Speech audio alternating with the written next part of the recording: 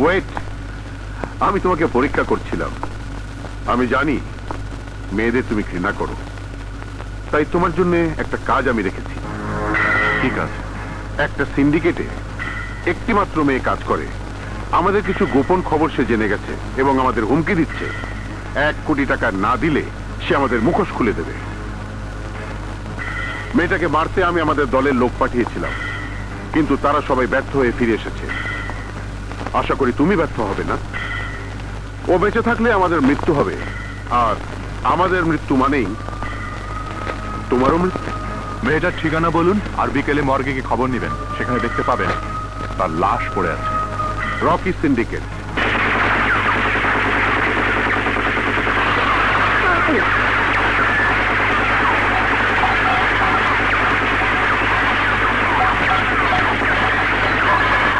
Everybody out!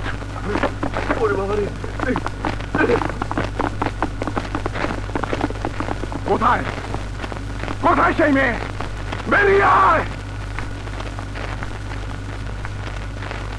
কাকে খুঁজছেন?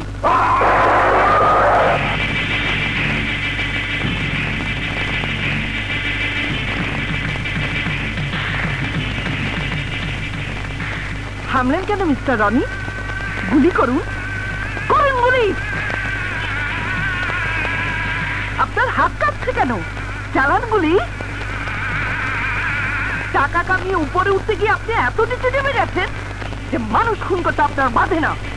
Mister Roni, একটা সামান্য মেয়ের সামনে আপনার হাত কাঁপার শোভা পায় না। চালান গুলি।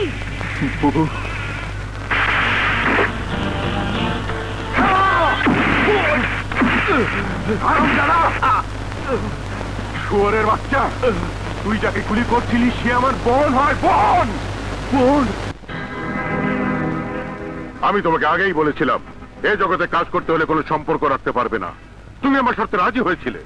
আবার যাও, তুমি তোমার বোনকে গুলি করে মেরে এসো। না না বস্তে, কথা বলবেন না।